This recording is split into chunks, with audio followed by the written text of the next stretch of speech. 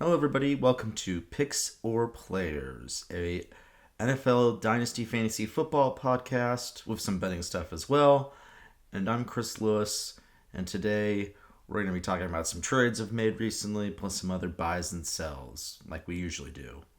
So to start off, let's just kind of get into the first trade I made this last week, and it was a big one. I traded away Bijan Robinson, a 27 second round pick, a 26 third round pick, and two 2025 fourth round picks for Malik Neighbors and Jordan Mason.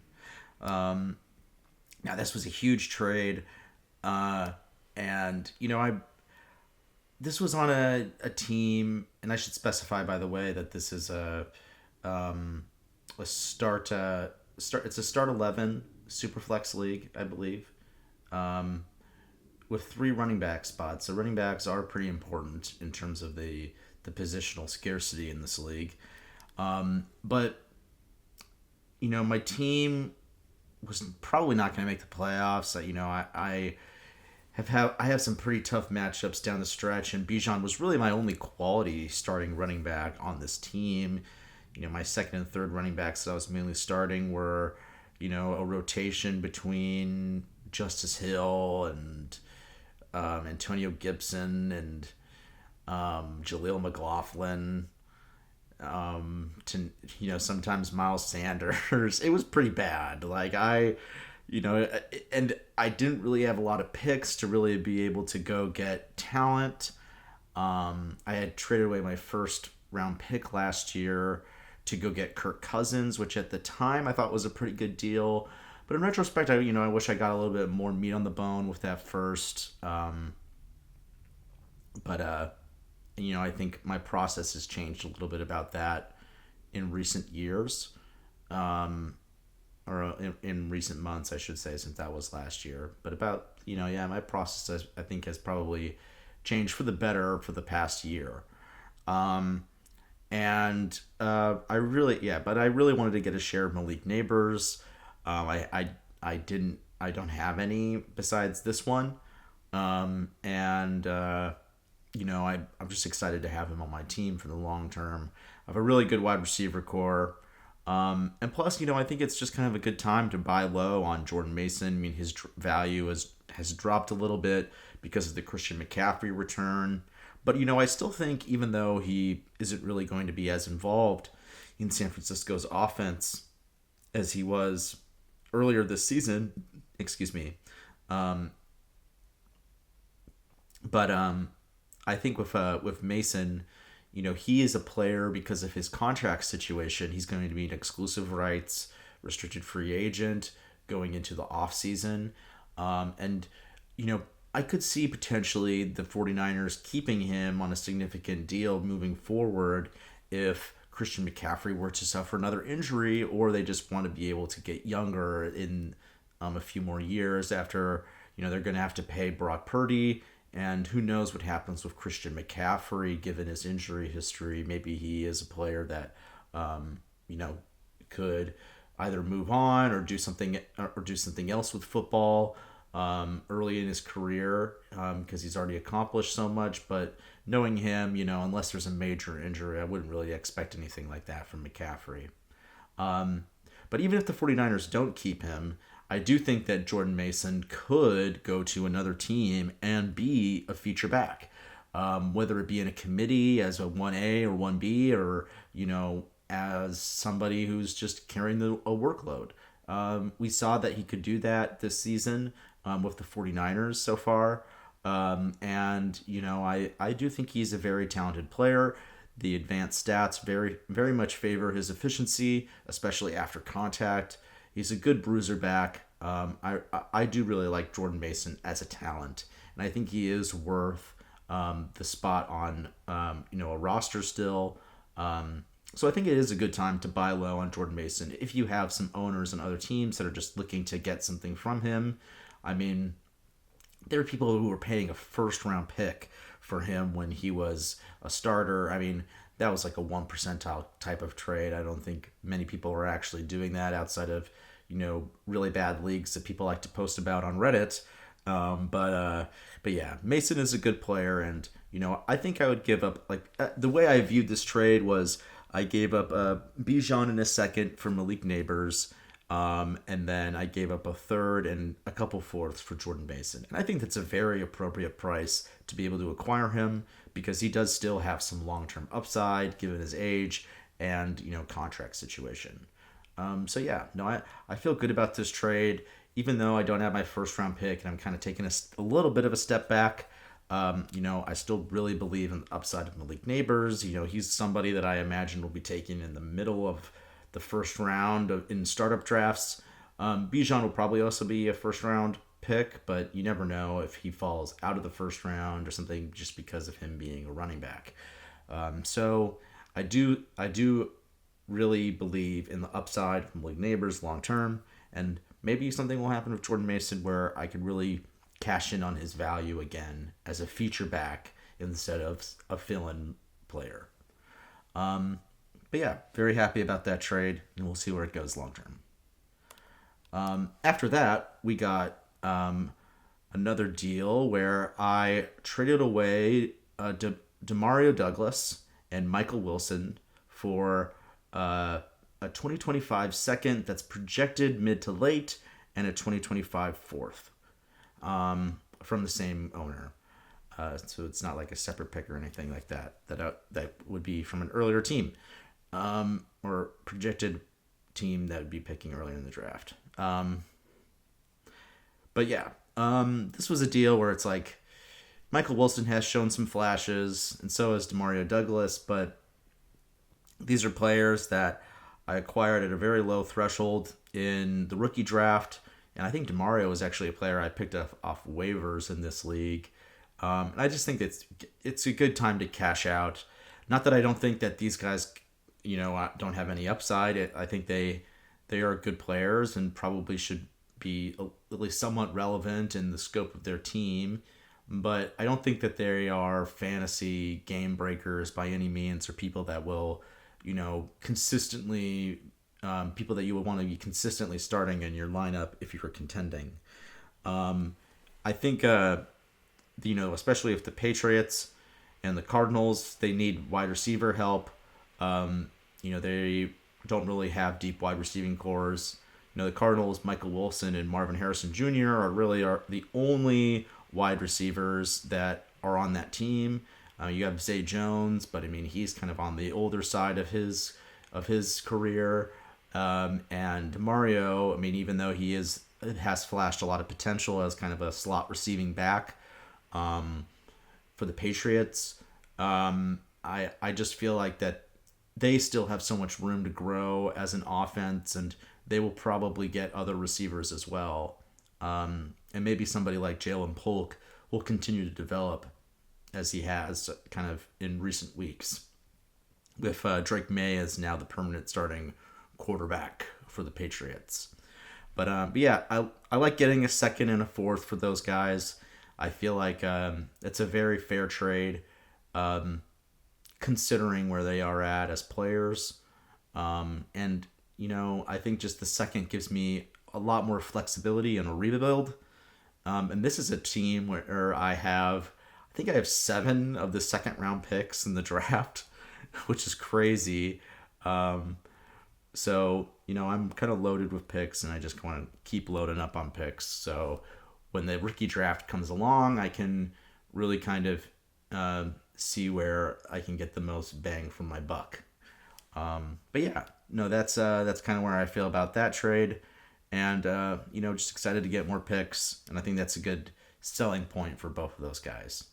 To get a second, I feel like is a win. And then after that, this was a trade I actually made yesterday where I traded away J.K. Dobbins and Cade Otton for Aaron Jones and a 2027 first-round pick. Now, on this team, my roster is actually pretty good. I've been playing pretty well this year, but I've suffered some significant injuries with Pacheco and Stephon Diggs and Chris Godwin. So, I don't really feel like I have a great chance of winning this season, especially now also Dak Prescott's out for the year, who was one of my 3 quarterbacks. So I feel like it's just like I want to kind of sell some assets where I feel like I can get some long term value, and I think I did that here. While also, maybe potentially getting better for the short term. I needed a running back, so I feel like, or even though I traded away J.K. Dobbins, I feel like getting Aaron Jones, who I assume would be a much more startable option moving down in the line here, I think is a good move. And Kate Otten, even though he's been excellent as a tight end over the past couple weeks, and I would continue to expect him to do really well with the injury to Chris Godwin. I was just happy to get a first round pick for him. Kate Otten's a player who I like, especially as a Huskies fan. Since he played for the University of Washington. But at the end of the day, I do feel like that he is a guy that, I don't really think he's going to be valued this highly in the long term. I think that this is kind of a good stretch of it, like probably the best stretch of his career so far, undoubtedly. I just said the fact that I was able to get a first round pick, even though it's in 2027, I really like that just because it's going to appreciate in value. Whereas I feel like once Chris Godwin returns and maybe the Bucks get some younger receiving talent more on this team, given where Mike Evans is at, Otten's value could probably drop in the near future. Especially now that Mike Evans is going to be back after the bye week. The Bucks are on bye this week, so I'm not going to be starting him anyway.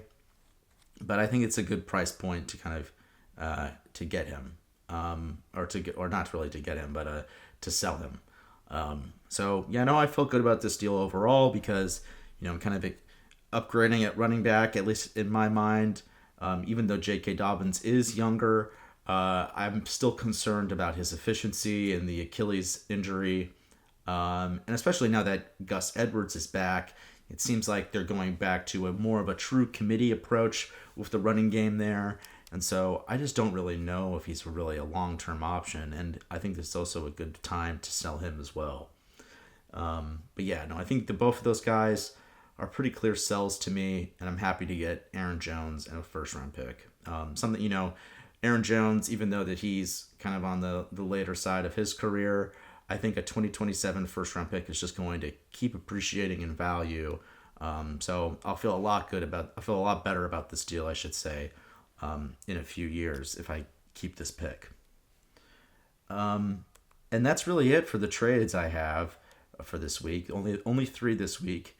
But let's get into some buys and sells. We're being negative today, so let's just get right into a couple sells, and then I'll talk about a couple buys.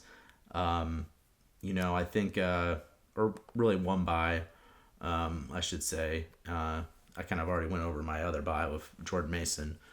Our first sell is CJ Stroud.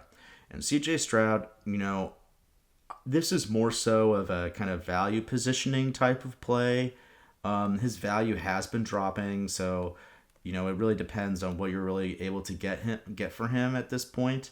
If still someone values him as a top tier QB, and I would still say I would, but he's QB 6 right now on Keep Trade Cut in a Superflex league, and yet I still feel like that. It could go lower. I feel like with just the quality of the offensive line for the Texans and how injury prone their offense has been this season, it feels like a weird situation in Houston for CJ. Bobby Slowick, he probably will leave as the offense coordinator too. So, I just think for CJ, it's a good time to see what you can get for him, and if you can still get a ton of peak value for what he was at after his amazing season last year. Now that would have really been the point to sell him, but I think there's still a little bit room to get some bang on your buck for CJ Stroud, at least for the short term, because I think while I still believe in him as a top 10 quarterback for Dynasty, I'm not this high on him, and I think the market is starting to agree with me on that. And his value is dropping. So I would look to get something for CJ Stroud. in terms of what I would want, I think, there's you're probably going to be limited in the options that you have. But like obviously, if you can tier up to like somebody even like Jaden Daniels, or you can go get somebody like Josh Allen or Lamar, and you don't have to give up that much in extra, I would do that. But if I was getting many first round picks that I would project to be like, if I was getting if I was getting three first round picks, whether it be two mid picks for this year and a pick next year, or an early pick and a mid pick, if people are willing to do that type of deal, I would do that. But I would also just get creative and see what kind of big packages you could make. You could maybe get a lot of different players, and also use that as an opportunity to get off some other pieces as well, if you have them, kind of to sweeten up the deal a bit. But not, guys that maybe you think are little that you think should be valued less, but maybe are valued very highly, that are maybe harder to move off of on their own, like somebody like a Sam Laporta or something like that. If you can get a ton of value back in return, but yeah, no, I think Stroud is a good player to kind of explore moving on from at this point, if you can get a lot of really good stuff. If not, then hold, see where his value's at in the off season, and we'll reevaluate from there. Another player who I feel like is kind of in a weird stretch of his career is Jameson Williams. And with Jameson, he kind of popped off early this year with some big splash games, especially whenever the Lions were able to get something good with the deep ball. But he's just had so many character concerns too with himself that he's kind of been on and off the field. I'm not saying he's a bad person by any means. I mean, but he's definitely had some trouble with with staying on the field because of off the field concerns, whether it be gambling or PEDs. I mean, these are things that are very minor in terms of an overall person's character. I'm not saying that, I'm not trying to critique that at all. I'm just saying it's like, for dynasty and fantasy football, at times the best ability is availability. And with Jameson Williams, I just don't know if really it's worth it to he is such a boomer bust type of player, and with these kind of guys, it can be very frustrating to have them on your rosters, if they're not offering the air yards potential on a consistent basis. So with Jameson Williams, if you can get a first round pick for him still, of any year, I would probably do it, just because I don't think he really has that upside, and I think with those picks you could probably get a better player that's more consistent for your dynasty team.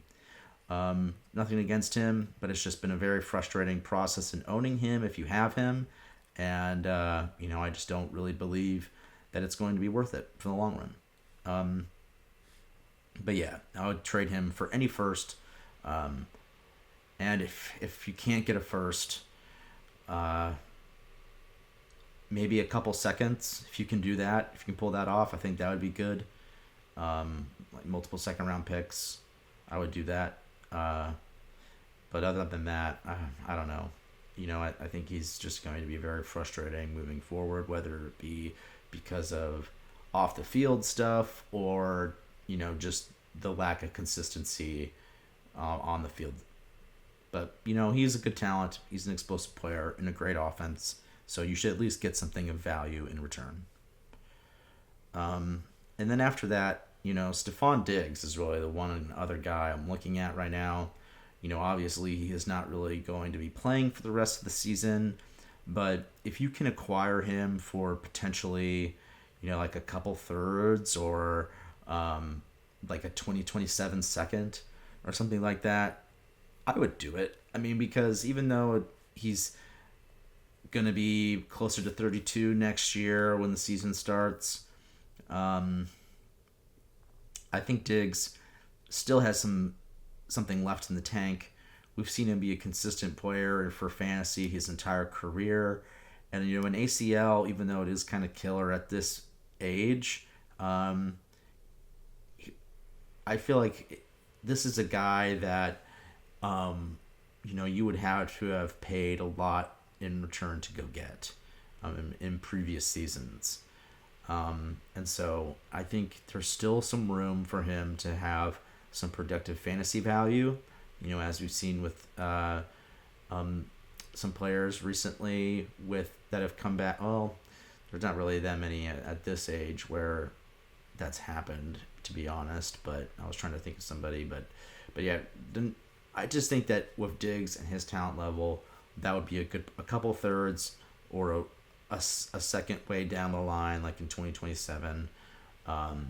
Would be a good price point to go get Diggs just to see if he has anything left in the tank, because we have seen him do pretty well throughout his career. But yeah, no, that's pretty much it for me this week. Kind of went through everything pretty briskly there, but feeling good about how this podcast is going, and excited to do it every day. But yeah, thanks for listening and have a good one.